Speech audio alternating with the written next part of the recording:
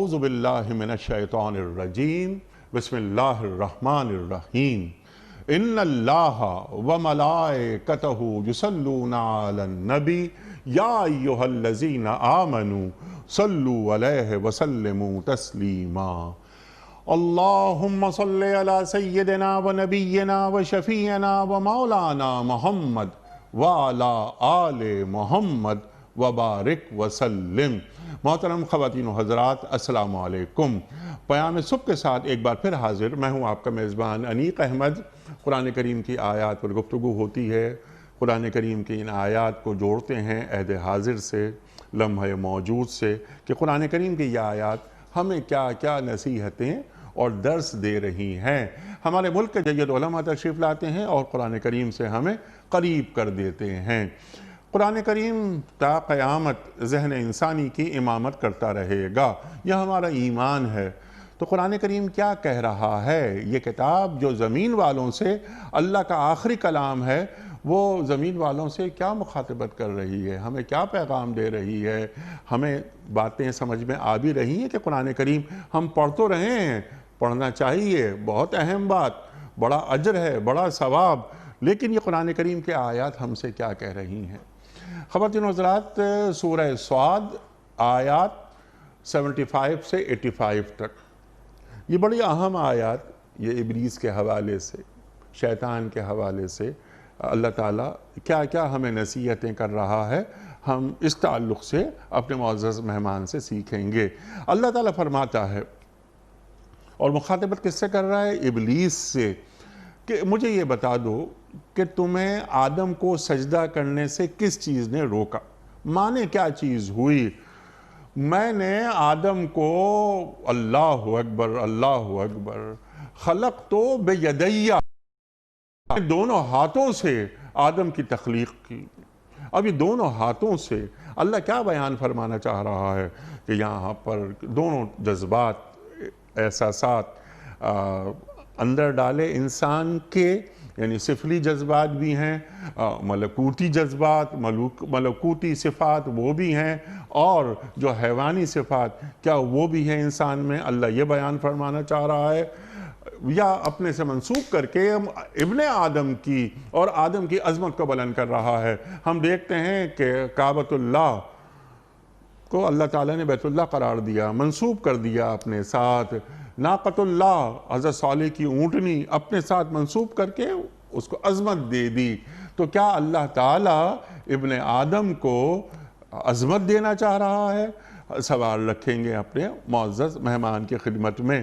اللہ فرما رہا ہے کہ اے ابلیس، تو بڑا ہے، تجھ میں تکبر ہے نا، ابا واستکبر وکان من الکافرین، ہم پڑھ چکے ہیں کہ وَإِذْ قُلْنَا لِلْمَلَائِكَةِ اسْجُدُوا لِآدَمَ فَسَجَدُوا إِلَّا إِبْلِيسَ، اللہ نے حکم دیا ملائکہ کو تم سجدہ کرو، لیکن سب نے سجدہ کیا سوائے ابلیس کے۔ تو واقعی بڑا ہے یا تو اپنے آپ کو بڑا بتا رہا ہے؟ اللہ ابلیس سے پوچھ رہا ہے۔ خواتین و حضرات، سارے کی باتیں، میں اس آدم سے بڑھ کر ہوں کیونکہ تو نے اسے مٹی سے پیدا کیا، مجھے آگ سے پیدا کیا۔ آگ اور مٹی، یعنی کیا آگ مٹی سے فضیلت رکھتی ہے، فوقیت رکھتی ہے؟ یہ بھی ہم سوال رکھیں گے اپنے معزز مہمان کی خدمت میں۔ اللہ تعالیٰ فرما رہا ہے مردود ہے، تو نکل جا یہاں سے۔ پھر شیطان، یہی ابلیس، مہلت مانگ رہا ہے قیامت کے دن تک۔ اللہ مہلت دے رہا ہے شیطان کو، قیامت کے دن تک میں تیرے بندوں کو بھٹکاؤں گا، تو بھٹکائے گا، لیکن تیرا وار ان پہ نہیں چلے گا کہ جو میرے خالص بندے ہیں۔ اللہ کے خالص بندے کون ہوتے ہیں؟ ان کی صفات کیا ہوتی ہیں؟ یہ بھی ہم سوال رکھیں گے محترم علامہ رضی جعفر صاحب قبلہ کی خدمت میں۔ خواتین و حضرات، میں اکثر ایک بات عرض کرتا ہوں علامہ صاحب کے حوالے سے کہ ہماری خوش بختی کہ آپ ہمیں وقت دیتے ہیں اور آپ تشریف لاتے ہیں۔ آپ عدیم الفرصت، آپ کی شخصیت، 10,000 کام چھوڑ کر آپ تشریف لاتے ہیں۔ اللہ اکبر، قرآن کریم سے ہمیں قریب کرتے ہیں۔ اور میں نے ہمیشہ ایک بات اور یہ بھی عرض کی ہے کہ کم از کم 30-35 برس سے تو میں آپ کی مجالس اٹینڈ کر رہا ہوں، کبھی ایسا نہیں ہوا کہ مجلس اٹینڈ کی ہو اور کچھ لے کر نہ اٹھے ہوں۔ ہمارے علماء کو اللہ سلامت رکھے۔ علامہ صاحب کو خوش آمدید کہتے ہوئے پروگرام کا آغاز کرنا چاہوں گا اللہ تعالیٰ کی بابرکت نام سے سورہ صاد اور آیات 75 سے 85 تک۔ اعوذ باللہ من الشیطان الرجیم، بسم اللہ الرحمن الرحیم۔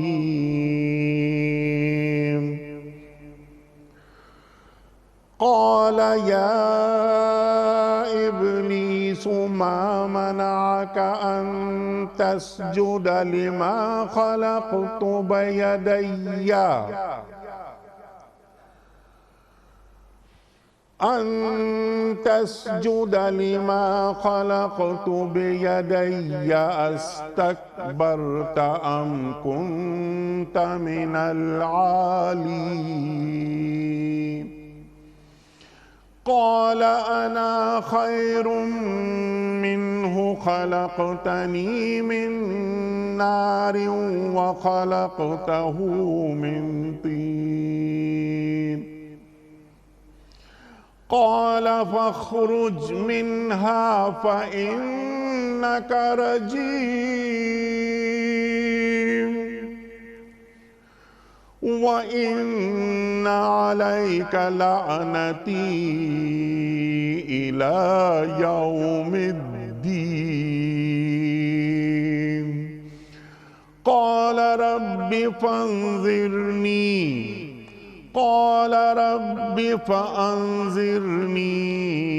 إلى يوم يبعثون قال فإنك من المنظرين إلى يوم الوقت المعلوم قال فبعزتك لأغوينهم أجمعين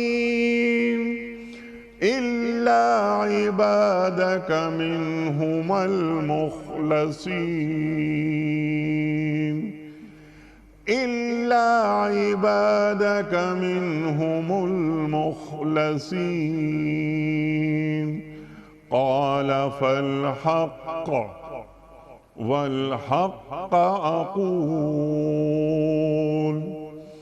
لأملأن جهنم منك ومن من تبعك منهم أجمعين صدق الله العظيم۔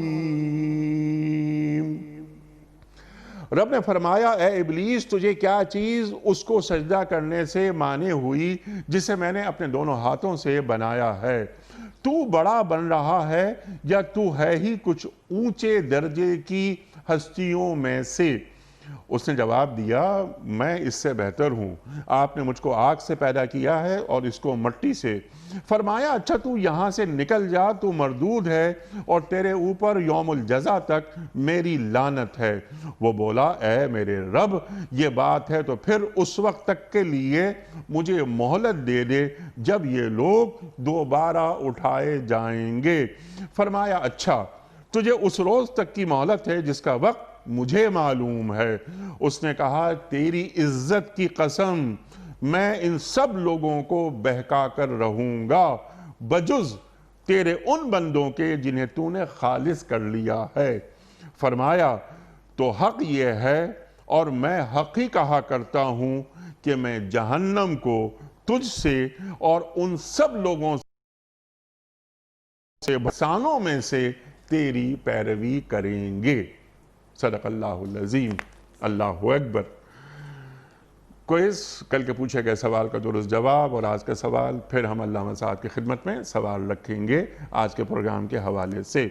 کل کا سوال یہ تھا کہ سرکار دو عالم صلی اللہ علیہ وآلہ وسلم کے آزاد کردہ غلام حضرت زید بن حارثہ رضی اللہ تعالیٰ عنہ کس جنگ میں شہید ہوئے؟ درست جواب جنگ موطا میں۔ آج کا سوال نوٹ فرما لیجئے۔ حضرت نوح علیہ السلام نے اپنی قوم کو کتنے سال تک دین کی تبلیغ کی؟ 950 سال یا 650 سال یا 1000 سال؟ جواب آپ سمجھتے ہو روانہ فرمائیے۔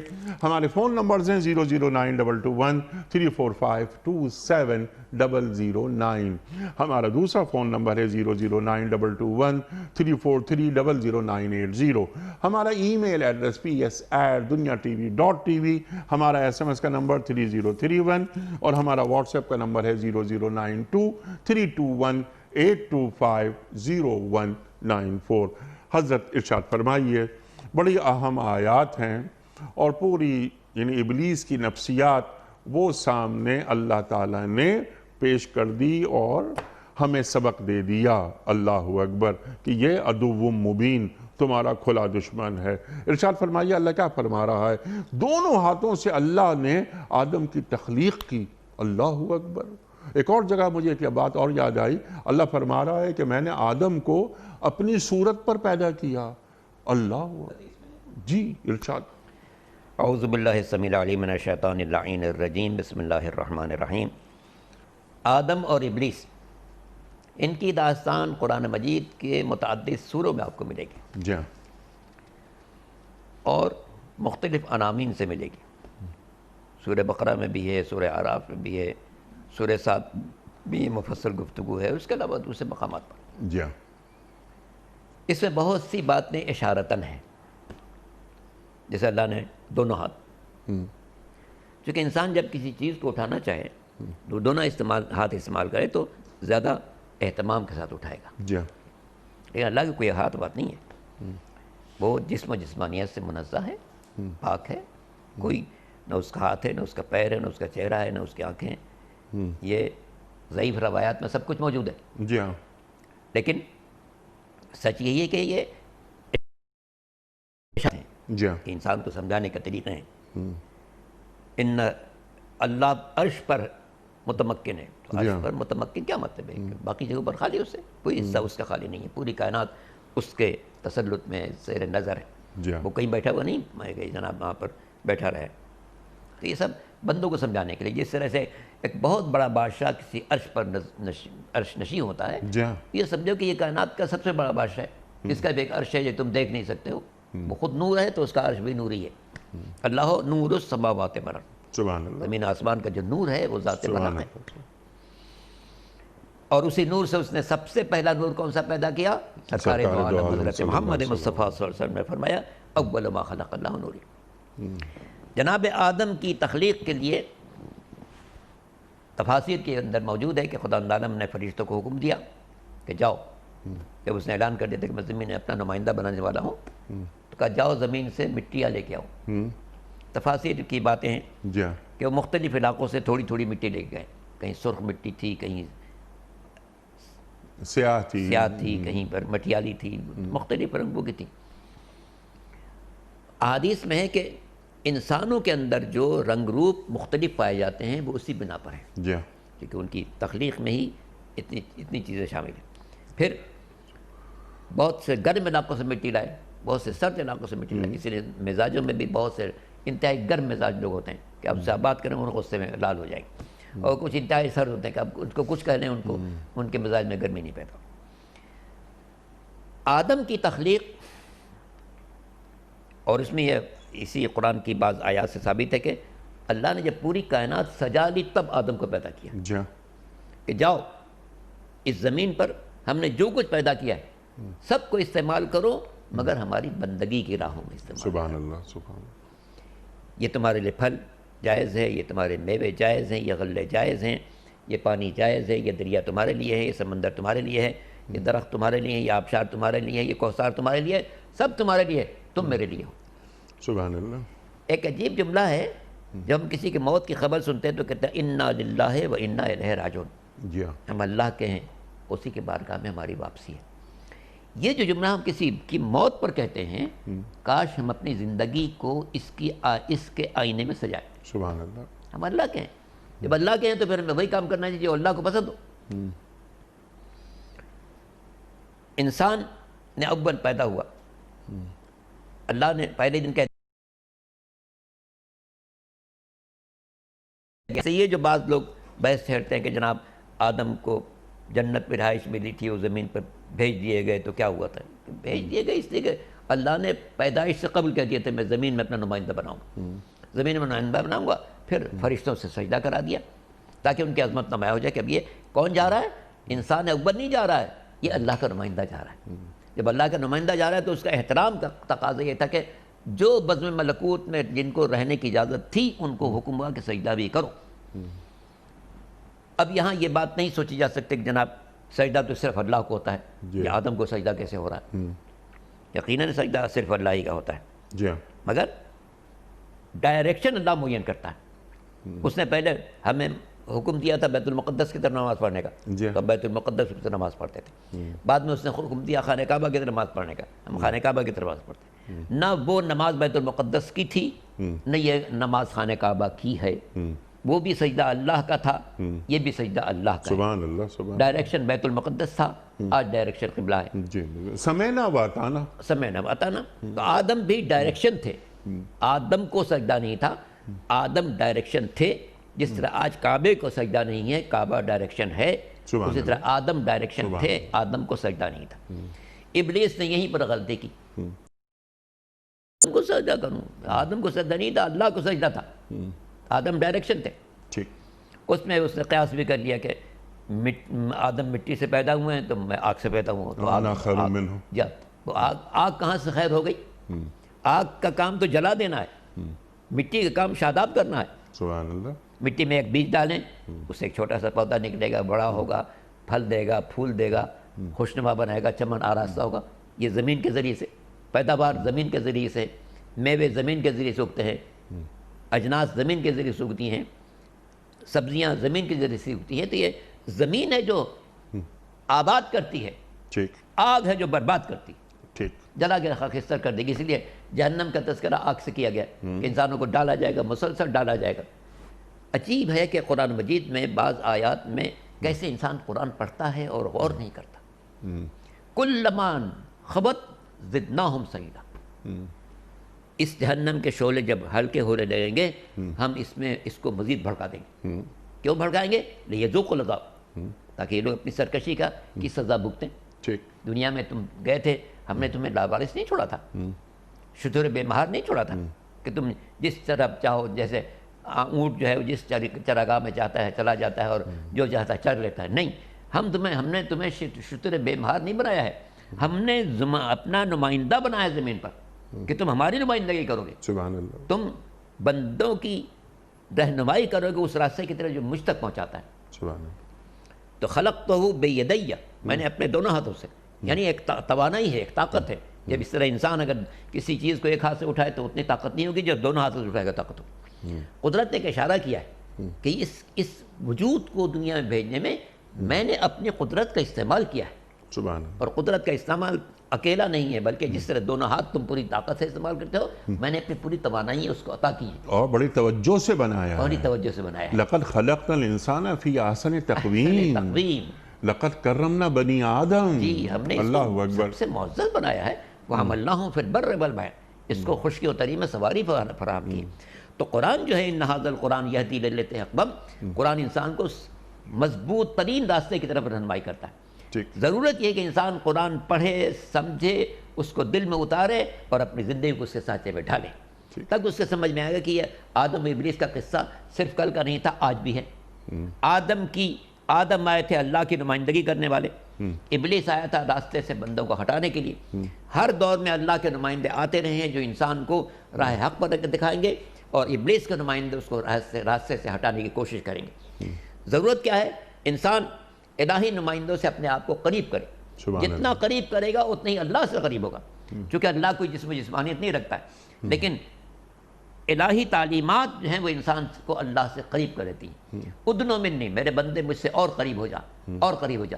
حدیث قدسی میں یہ الفاظ موجود ہے کہ میرے بندے اگر کمال اطاعت کی منزل پر پہنچے، عبدی اطعنی اجعلک مثلی، میرے بندے تو میری اطاعت کر، میں تجھے اپنی مثال بنا دوں گا. سبحان اللہ. انا حی لا اموت اجعلک حی لا تموت، اللہ میں وہ زندہ ہوں جس کے لیے موت نہیں ہے، میں تجھے وہ زندگی دوں گا جس کے بعد کوئی موت نہیں ہوگی. اللہ اکبر. اے بندے تو کمال اطاعت کو پہنچ تو میں تیرا ہاتھ بن جاؤں گا، میں تیری آنکھیں بن جاؤں گا، میں تیری زبان بن جاؤں گا، میں تیرے وجود کا ایک حصہ بن جاؤں تاکہ تیرا پورا اٹھنا بیٹھنا سونا جاگنا نشاندہی کرے کہ اللہ کا بندہ جا رہا ہے. سبحان اللہ سبحان یہ ابلیس کا بندہ نہیں جا رہا ہے، اللہ کا بندہ جا رہا ہے. تو اللہ یہ چاہتا ہے کہ بندہ زمین پر ہو تو صرف زبان سر کے نہ کہ انا للہ، بلکہ پورا وجود گواہی دے کہ میں اللہ کے لیے ہوں. میرا سونا، میرا جاگنا، میری ملازمت کرنا، میں اگر درسگاہ میں جا رہا ہوں پڑھنے کے لیے اللہ کی خاطر جا رہا ہوں، پڑھانے جا رہا ہوں اللہ کی خاطر جا رہا ہوں، بندوں سے میں ملاقات کر رہا ہوں اللہ کی خاطر کر رہا ہوں، کسی مریض کی عادت کر رہا ہوں اللہ کی خاطر کر رہا ہوں، کسی جنازے میں شرکت کر رہا ہوں اللہ کی خاطر کر رہا ہوں، کسی بیوہ کی خبرگیری کر رہا ہوں اللہ کی خاطر کر رہا ہوں، کسی یتیم کے سر پر دست شفقت ڈالنا ہوں اللہ کی خاطر کر رہا ہوں. میرا قدم جو اٹھ رہا ہے صرف اللہ کی خاطر اٹھ رہا ہے. میرے مالک مجھے توفیق دے کہ میں وہیں قدم اٹھاؤں جہاں قدم اٹھانا تجھے پسند. اللہ سبحان اللہ سبحان اللہ سبحان اللہ. ایک وقت ایسا آتا ہے کہ بندے کا ہاتھ نہیں ہوتا، وہ اللہ کا ہاتھ بن جاتا ہے. ہاتھ ہے اللہ کا، بندے مومن کا ہاتھ غالب و کار آفری کار کشا کار ساز. اقبال فرماتے ہیں اللہ اکبر. اقبال تو یہاں تک چلے جاتے ہیں کہنے میں کہ ایک وقت ایسا آتا ہے کہ بندہ اللہ کا کو ورکر ہو جاتا ہے. اللہ اکبر، ہمکار ہو جاتا ہے. وہ تو اقبال تو بہت آگے چلے گئے.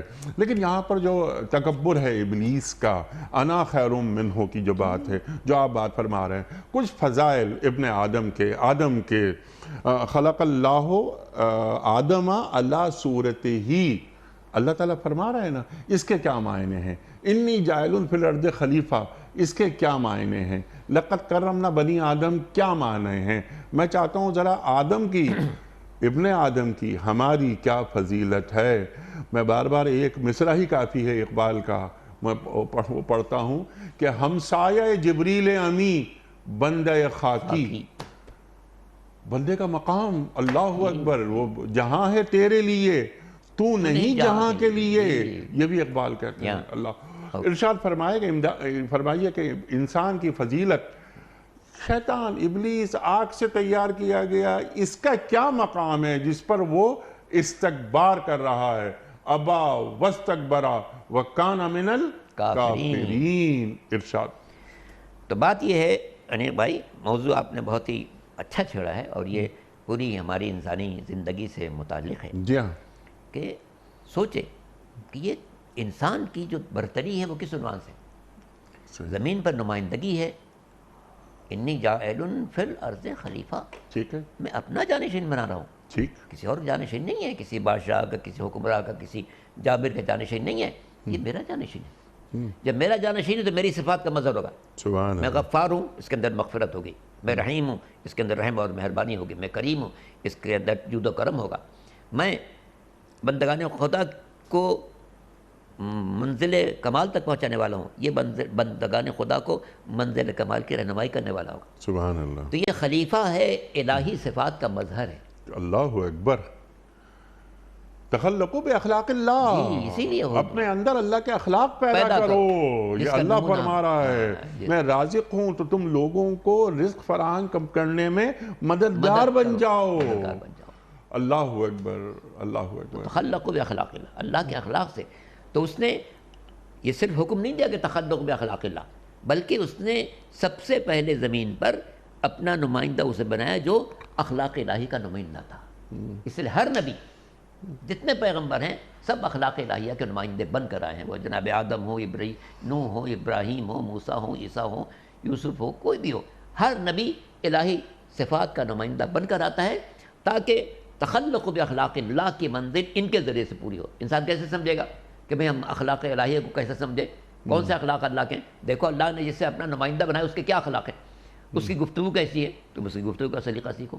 اس کی رفتار کیسی ہے، اس کی گفتار کیسی ہے، بندوں کے ساتھ اس کا سلوک کیسا ہے، یتیموں کی پرورش کس طرح کرتا ہے، بیواؤں کی سرپرستی کیسے کرتا ہے، پڑوسی کے ساتھ حسن سلوک کیسا ہے، بیماروں کی عیادت کے لیے کیسے جاتا ہے. حتیٰ کہ جو بڑھیا اس کے سر پر روزانہ کوڑا ڈالتی ہے، جب بیمار ہو جائے تو ہمارا نمائندہ جاتا ہے اس کی عیادت کرنے کے لیے. اور وہ سمجھتی کہ اچھا آج میں بیمار ہوں تو آپ انتقام لینے آئے ہیں. کہا نہیں، میں نے سنا تو بیمار ہے تو میں عیادت کر کے آیا. سبحان اللہ. تو یہ انسان کیسے سمجھے گا اللہ کے اخلاق کو؟ تخلقوا باخلاق اللہ. اللہ کے اخلاق سے اپنے آپ کو راستہ کرو. تو کیسے راستہ کریں؟ اللہ کا نمائندہ موجود ہے.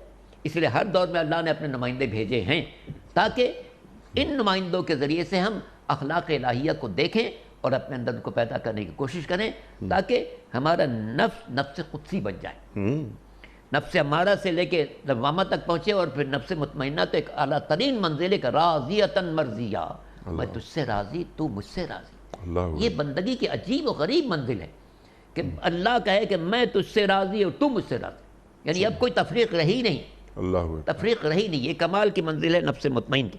تو ظاہر ہے کہ یہ خاصان خدا کی منزل ہے جنہیں اللہ نے اپنی زمین پر اپنی نمائندگی عطا کی ہے، انہی کی یہ اس منزل پر فائز ہے کہ اللہ ان سے راضی اور یہ اس سے راضی۔ پتھر کھا رہے ہیں راضی ہیں، گالیاں سن رہے ہیں راضی ہیں، لوگ ان کو ستا رہے ہیں راضی ہیں، اس لیے کہ اللہ کے راہ پر چل رہے ہیں۔ تو سرکار دو عالم خاتم الانبیاء حضرت محمد مصطفیٰ صلی اللہ علیہ وسلم مکے کی گلیوں میں چل رہے ہیں۔ وہی لوگ جو کل تک ان کو اپنی آنکھوں کا تارا سمجھتے تھے، آج ان پر پتھر مار رہے ہیں، پیچھے سے بچوں کو لگا دیتے ہیں کہ شور کرو سے کہ ان کی بات سننے میں نہ آئے، لیکن اس کے باوجود حضور کا وہی اسوہ حسنہ ہے۔ اگر کوئی ملنے چلا آتا ہے، کوئی چیز بچھانے کو نہیں ہے زمین پر، تو اپنی ابا اتار دے، ابا اتار کر اس مشرک کو بٹھاتے ہیں، تاکہ چونکہ خلق حسن انک علی خلق عظیم، میرے حبیب آپ خلق عظیم پر ہیں۔ تو یہ تمام صفات ہر نبی اللہ کی صفات کا نمائندہ بن کر آیا، اور ان میں کامل ترین نمونہ سرکار دو عالم حضرت محمد مصطفیٰ صلی اللہ علیہ وسلم۔ تو یہ جو منزل ہے، انسان کو لفظ خلیفہ آدم کے لیے استعمال کر کے یہ بتایا گیا ہے کہ دیکھو اسے ایک عام انسان مت سمجھنا، یہ صرف انسان نہیں ہے، بلکہ یہ سمجھنا کہ یہ زمین پر اللہ کی نمائندگی کر رہا ہے۔ جب یہ زمین پر اللہ کی نمائندگی کر رہا ہے تو تم جتنا اس سے قریب ہوتے جاؤ گے اتنی اپنے اللہ سے قریب ہو جاؤ گے، اور بندے کا کمال یہ ہے کہ اپنے رب سے جتنا ہو سکے قریب ہوتا چلا جائے۔ جب اللہ سے قریب ہو جائے گا شیطان کے وصفے اس پر اثر انداز نہیں ہوں گے۔ سبحان اللہ سبحان اللہ، والذین آمنوا اشد حبا للہ، جو اہل ایمان ہوتے ہیں وہ اللہ سے شدید محبت کرتے ہیں، قرآن فرما رہا ہے۔ اچھا ذرا ان آیات کو ہم مکمل کر لیتے ہیں ذرا سا نا۔ اب شیطان کیا کر رہا ہے کہ اللہ سے مہلت مانگ رہا ہے، اللہ مہلت دے بھی رہا ہے، یوم الجزا تک، قیامت کے دن تک مہلت دے دی گئی۔ تو کیا شیطان کے مہلت مانگنے کی وجہ کیا یہ سمجھ میں آتی ہے کہ وہ جلدی مرنا نہیں چاہتا تھا، وہ یہ چاہتا تھا کہ مجھے مہلت ملے گی تو میں اس وقت تک کام کرتا رہوں گا، جا تو تجھے مہلت دے دی یوم الجزا تک، میں لوگوں کو بھٹکاؤں گا، میرے خالص بندوں کو تو نہیں بھٹکا سکے گا۔ اللہ کے خالص بندے کون ہوتے ہیں، ان خالص بندوں کی صفات کیا کیا ہیں، یہ ہمیں بتا دیجئے آپ۔ جی ہاں، یہی جو آپ نے حدیث پڑھی ہے، تخلق باخلاق اللہ، اللہ کے اخلاق میں ڈوب جاؤ، سنور جاؤ، ضم ہو جاؤ، اسے بن جاؤ۔ یہ تمام الہی نمائندے اخلاق الہیہ کا ایک کامل ترین نمونہ ہے۔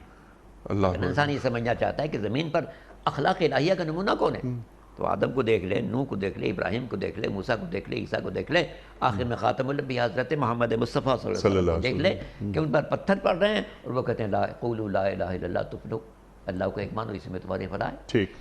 تو سرکار دو عالم ہوں یا ان سے قبل کے سارے انبیاء، تمام انبیاء اخلاق الہی کا نمائندہ بن کے آئے ہیں، لیکن کامل ترین نمونہ کو اللہ نے ذات ختم مرتبت کو قرار دیا۔ اسی لیے لقد کان لکم فی رسول اللہ اسوۃ حسنہ، تمہارے رسول کی زندگی میں نمونہ عمل کامل ترین نمونہ ہے زمین پر جو اللہ کا ہے۔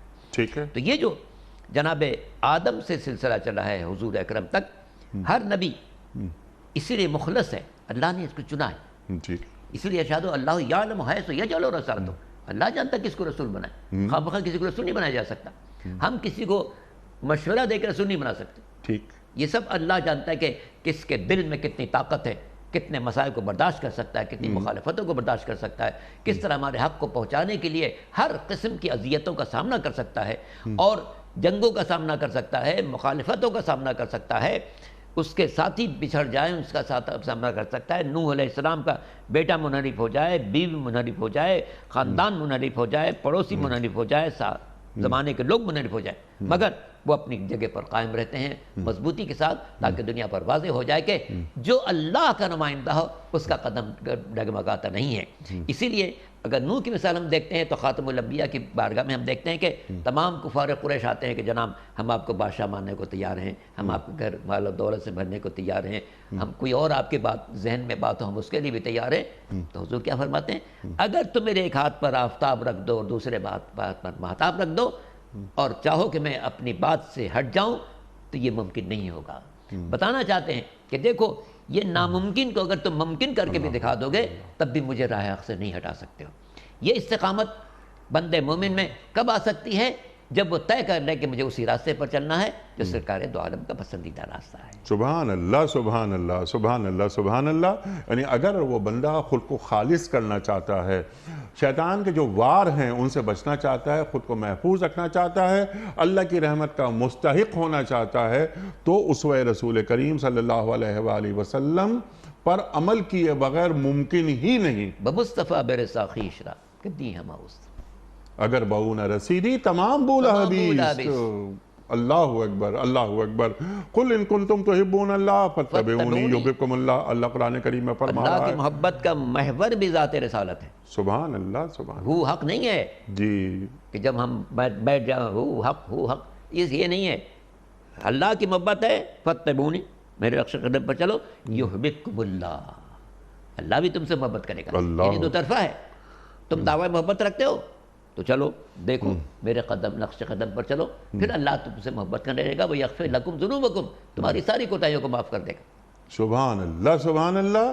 اتباع رسول کریم صلی اللہ علیہ وآلہ وسلم انسان کو اللہ کا محبوب بنا دیتی ہے۔ اللہ اکبر۔ آخری آیت، اس کے بعد ٹوڈوز کی ہم آپ سے بات کروائیں گے۔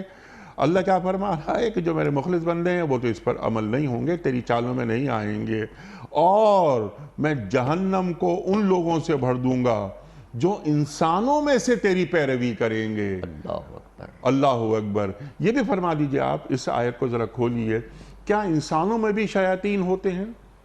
جی، جیسا کہ سورہ ناس میں ہے کہ من الجن یوسوس الناس من الجنۃ والناس، شیطان کا کام ہے وسوسہ ڈالنا، ترغیبات کرنا، جال بچھانا، شبہ میں ڈالنا، اور یہ شیطان جنوں میں سے بھی ہو سکتا ہے، انسانوں میں سے بھی ہو سکتا ہے۔ بہت سے انسان آپ کو ورغلاتے ہیں، راہ حق سے ہٹاتے ہیں، رشوت کو اچھا سمجھاتے ہیں، بدعنوانی کو اچھا سمجھاتے ہیں، چور بازاری کو اچھا سمجھاتے ہیں، شراب پینے کو اچھا قرار دیتے ہیں، رقص و سرود کو اچھا قرار دیتے ہیں۔ تو یہ سب شیطان کے چیلے ہیں جو کسی نہ کسی شکل میں انسان کے پاس آتے رہتے ہیں۔ انسان کا کام یہ ہے کہ ہر اس موقع پر ایک تو اللہ کو یاد کرے، اعوذ باللہ من الشیطان الرجیم کہیں، پھر سرکار ختمی مرتبت کے اس حسنہ کو پیش نظر رکھے، اور وہی بات کہ ایک لکیر کھینچے کہ میرا یہ عمل حضور تک پہنچ رہا ہے یا نہیں پہنچ رہا ہے۔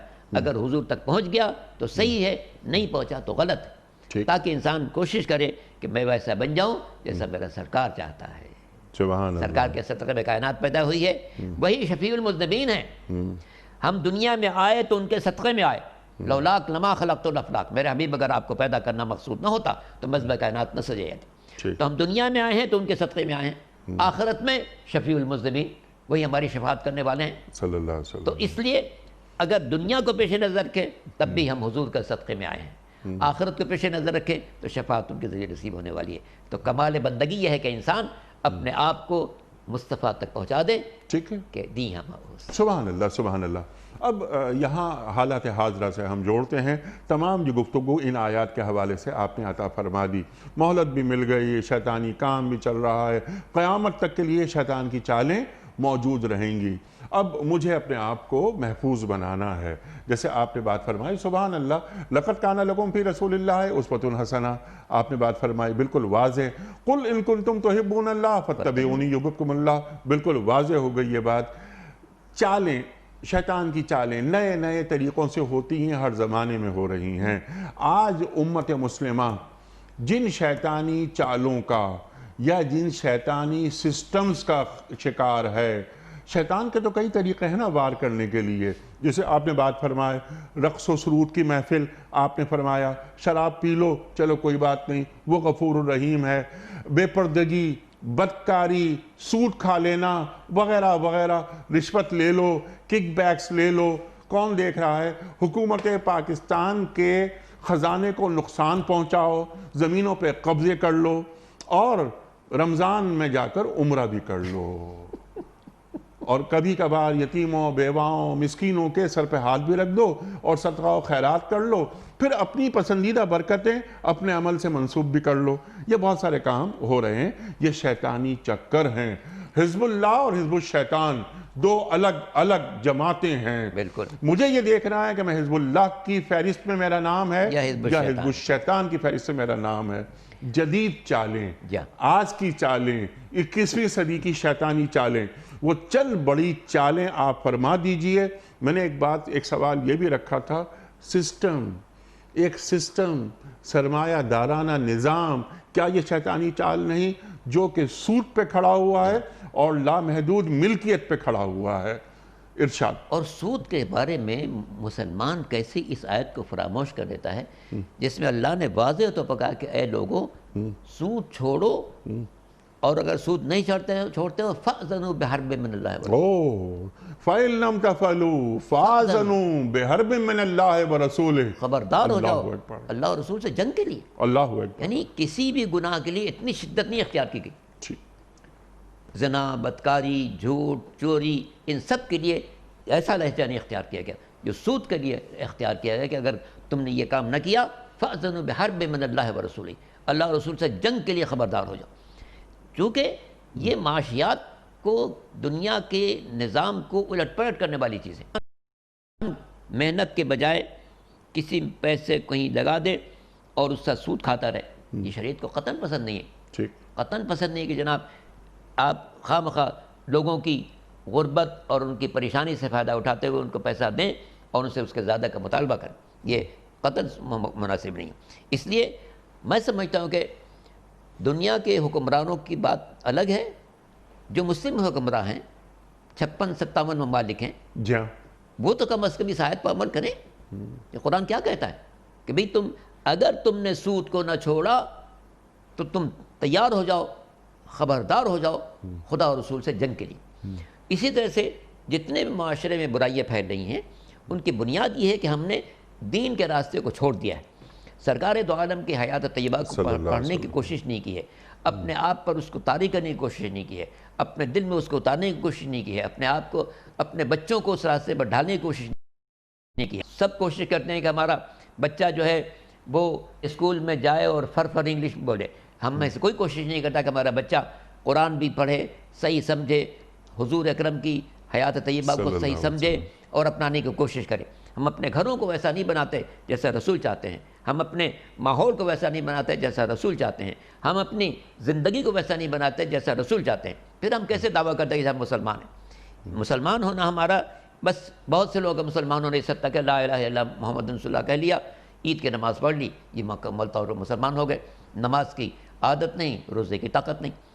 تو یہ جو صورتحال ہے یہ انتہائی ناگفتہ بہ صورتحال ہے اور دین سے دوری کی بنیاد ہے، تربیت کی خرابی کی بنیاد ہے۔ اگر اوپر سے نیچے الناس علی دین ملوکہم، لوگ جو ہے وہ اپنے حکمرانوں کو دین پر ہوتے ہیں، جب ہمارا حکمراں طبقہ جو ہے وہ دین سے بالکل بے خبر، ان سے ایک سورہ پڑھنے کی تلاوت کرنے کو کہیں تو صحیح سورہ تلاوت نہیں کر سکتے، کیونکہ دین ترجیحات میں نہیں ہے۔ جی ہاں، ان کی اصل میں ترجیحات میں نہیں ہے، ان کی ترجیحات مغرب ہے، ان کی ترجیحات رقص و سرود کی محفلیں ہیں، ان کی ترجیحات دنیا کے نظریات، غلامانہ ذہنیت کے مالک ہیں۔ یہ فکری غلامی سے ہم کیسے باہر نکلیں گے نا؟ پھر وہ اقبال یاد آتے ہیں نا کہ بھروسہ کر نہیں سکتے غلاموں کی بصیرت پر کہ دنیا میں فقط مردان حر کی آنکھ ہے بینا، تو یہ مرد حر یہ نصیب کیسے ہوتا ہے؟ اور آج امت مسلمہ کو یہ مردان حر یہ کہاں سے ملیں گے؟ کیا کیا جائے؟ اقبال کا وہ شعر بھی کتنا اچھا ہے کہ خیرہ نہ کر سکا مجھے جلوہ دانش فرنگ، سرمہ ہے میری آنکھ کا خاک مدینہ و نجف۔ جی، تو اب یہ سرمہ ہے میری آنکھ کا خاک مدینہ و نجف، تو یہ زبان سے کہہ دیا نا، زبان سے کہہ بھی دیا لا الہ تو کیا حاصل، دل و نگہ مسلمان نہیں تو کچھ بھی نہیں۔ اب یہ خاک مدینہ و نجف، مدینہ کہتے ہوئے میری روح کانپتی ہے یا نہیں کانپتی؟ میرے رونگٹے کھڑے ہوتے یا نہیں کھڑے ہوتے؟ اور یہ خاک مدینہ و نجف، نجف کیا ہے؟ انا مدینۃ العلم وعلی وعلی بابھا. بے شک. تو کیا میں علم لے رہا ہوں, میں اس دروازے سے داخل ہو رہا ہوں؟ نہیں ہو رہا. تو لقلق لسانی ہے. یا ایھا الذین آمنوا لما تقولون ما لا تفعلون. کبر مقتا عند اللہ. یہ عجیب اللہ آیت ہے. کبر مقتا عند اللہ اللہ ان کو تقولوا ما لا تفعلون. سبحان اللہ. انتہائی ناراضگی کی بات ہے کہ تم وہ کہو جو کرتے نہیں ہو. ہم دعوے کرتے ہیں کہ ہم عاشق رسول ہیں, مگر رسول کی زندگی سے ہمارا کوئی تعلق نہیں ہے. ہم دعویٰ کرتے ہیں کہ ہم عاشق مدینہ ہیں, مدینہ سے ہمارا کوئی تعلق نہیں ہے. سوچنا چاہیے کہ حضور پہنچے مدینہ تو کیسا معاشرہ بنایا انہوں نے, کیسے انسانوں کو زمین سے اٹھا کے آسمان تک پہنچا دیا, فرش سے اٹھا کے عرش تک پہنچایا. تو یہ کیسے ہوا؟ جب ان لوگوں نے حضور کی تعلیمات کو اپنایا تب بنے. ٹھیک. کیا ہم صرف لا الہ الا اللہ محمد رسول اللہ کہنے سے کافی ہو جائے گا؟ قرآن ہر گھر میں موجود ہے, مگر کتنے لوگ ہیں جو قرآن کو پڑھنے کی کوشش کرتے ہیں, کتنے ہیں جو اس کو سمجھنے کی کوشش کرتے ہیں, کتنے ہیں جو اپنی زندگی کو اس میں ایک سانچے میں ڈھالنے کی کوشش کرتے ہیں. یہ نیست ممکن جز بقرآن عزیز. علامہ صاحب, فرد کو بھی کام کرنا چاہیے, معاشرے کو بھی, ریاست کو بھی, امت کی سطح پر بھی کچھ کام ہونے چاہیے تاکہ شیطان سے بچاؤ بھی ہو جائے, ایک باڑ بھی لگ جائے, اور پھر یہ امت کی سطح پر کوئی کام ہو. تو اس سلسلے میں ایک حکمت عملی, ایک چیز ہوتی ہے حکمت عملی, ایک اور چیز ہوتی ہے عملی حکمت. تو وہ عملی حکمت کیسے وضع کی جائے؟ 3 بڑے کام بتا دیجئے امت کی سطح پر کہ ہم ہو کر شیطان سے اپنا بچاؤ رکھتے ہوئے بھی, جیسے آپ نے بات کی کہ سرکار دو عالم صلی اللہ علیہ وآلہ وسلم نے مدینہ کی ریاست قائم کر کے بتا دی, یہ ہے ریاست, ایسے تعمیر ہوتی ہے, ایسے تشکیل ہوتی ہے. ارشاد. یا پہلا مرحلہ تو یہ ہے کہ ہمارے حکمراں درست ہو جائیں, اپنا قبلہ درست کریں, اپنے ترجیحات درست کریں, اور چونکہ الناس علی دین ملوکہم, لوگ چلتے اسی راستے پر ہیں. پھر دوسرے, یہ حکمراں ذرائع ابلاغ کو استعمال کریں رسول اکرم کی تعلیمات کو عام کرنے کے سلسلے میں. ٹھیک. تیسری بات, اسی نظام کو رائج کریں جو حضور اکرم نے مدینہ میں پہنچ کے رائج کیا تھا, ٹھیک, اور جس کو میثاق مدینہ کے نام سے یاد کریں یا جس نام سے بھی یاد کریں. یہ ایک انسانوں کو ایک دستور العمل دیا جا رہا تھا. حضور جو پہنچے ہیں مکے سے لٹ پٹ کے پہنچے ہیں, رات کی تاریکی میں نکلے ہیں, خوف و اندیشہ کی فضا میں نکلے ہیں, لیکن وہاں پہنچنے کے بعد پہلا کام کیا کیا؟ میثاق مدینہ. سب کو اکٹھا کرو, سب کو اکٹھا کرو, زندگی کا سلیقہ کیا ہے وہ سب کو بتاؤ. ہمارے حکمرانوں کا فرض ہے کہ پوری ملت کو اپنے سامنے رکھیں اور دیکھیں کہ دین ہم سے کیا تقاضا کرتا ہے. سرکار دو عالم نے جو بنی نوع انسان کے سامنے ایک 8 سال 10 سال مدینہ کی زندگی میں جو آپ نے نمونہ رکھا ہے, کاش ہم اس نمونے کو اپنائیں تو زندگی کا سلیقہ بدل جائے. یقیناً اب وہ ایک عام فرد ہو, یعنی ایک عام مسلمان ہو یا حکمران ہو, بہرحال دین سے محبت کرتا ہے. عالم اسلام کی 56 57 58 ریاستیں جو ہیں, ان کے حکمران یہ بھی مسلمان ہیں, کلمہ گو ہیں. ان کے ذہنوں سے جو فکری غلامی ہے اس کو نکالنے کی ضرورت ہے. کیا طریقہ کار کیا ہوگا؟ طریقہ کار یہ ہے کہ سب اکٹھا ہوں, سب اکٹھا ہوں اور سوچیں کہ ہم کتنا رسول کی تعلیمات پر عمل کر رہے ہیں. اچھا, اکٹھا ہونے کے لیے اگر ہم یعنی عالم اسلام کے حکمران, یہ سربراہان مملکت ہر سال حج کے موقع پر جمع ہوں اور بیت اللہ شریف کے سامنے کھڑے ہو کر, جی یہی میں عرض کرنا چاہ رہا تھا کہ ہر سال ایک موقع آتا ہے مسلمانوں کے لیے کہ 50 56 57 ممالک کے مسلمان جمع ہوں, غور کریں, اپنی زندگی کا جائزہ لیں, اپنے نفس کو کھرے دیں کہ ہم سے کہاں کہاں غلطی ہو رہی ہے, کہاں کہاں ہم رسول کے راستے سے ہٹے ہوئے ہیں, اور وہاں عزم کریں, کعبے کو گواہ کر کے کہیں, بلکہ غلاف کعبے کو ہاتھ میں تھام کر کہیں, اپنے رب سے وعدہ کریں کہ میرے مالک, ہم نے جو اب تک کوتاہیاں کہ ہم اسے معاف کر دے, ہم یہاں سے وعدہ کر کے جا رہے ہیں کہ اس راستے پر چلیں گے جو سرکار دو عالم نے ہمارے لیے پسند فرمایا. سبحان اللہ. اور ہم حزب اللہ کے افراد ہیں, حزب الشیطان کے نہیں ہیں. حزب الشیطان کے نہیں ہیں, اور مدینہ منورہ جا کر یہی پیمان کریں, یہی کریں. حضور سے بھی گزارش کریں کہ حضور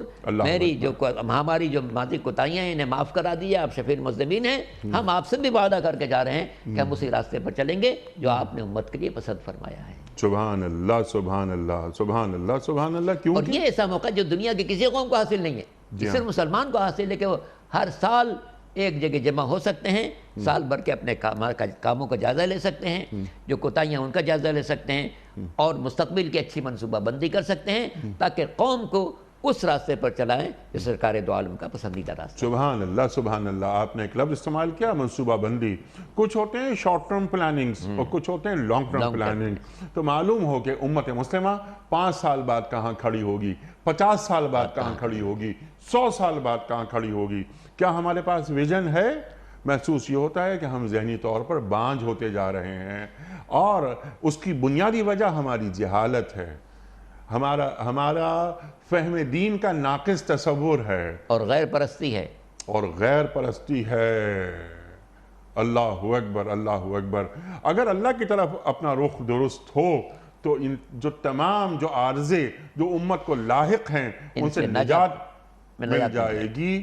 ابراہیم علیہ السلام کیا فرما رہے ہیں کہ انی وجہتو وجہ للذی فطر السماوات والارض والارض حنیفا، تو اپنا رخ اللہ کی طرف سیدھا کر لیا جائے۔ فاتبع ملت ابراہیم حنیفا، اتباع کرو ملت ابراہیم کا، سبحان جن کا فرمان تھا کہ وجہت وجہی للذی فطر السماوات والارض۔ سبحان اللہ۔ ہر مسلمان پر فرض ہے کہ اس فقرے کو سامنے رکھے کہ جناب ابراہیم کے اتباع کو فرض قرار دیا قدرت نے، اور جناب ابراہیم کا یہ تھا کہ وجہت وجہی للذی فطر السماوات والارض، میں نے اپنا پورا رخ اللہ کی طرف کر لیا ہے، سب کچھ اللہ کی خاطر ہے۔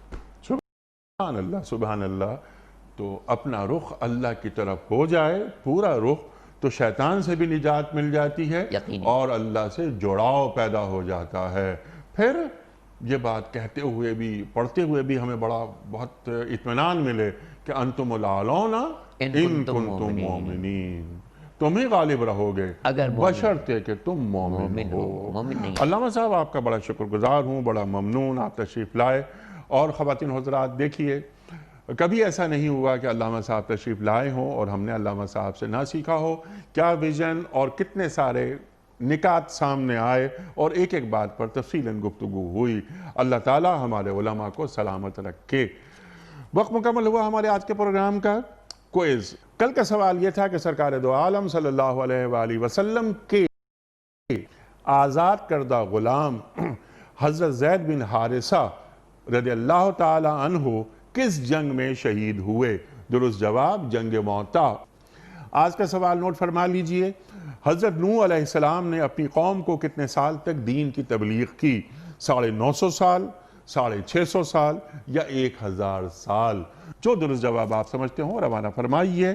ہمارے فون نمبرز ہیں 009-22345-27009۔ ہمارا دوسرا فون نمبر ہے 009-22343-00980۔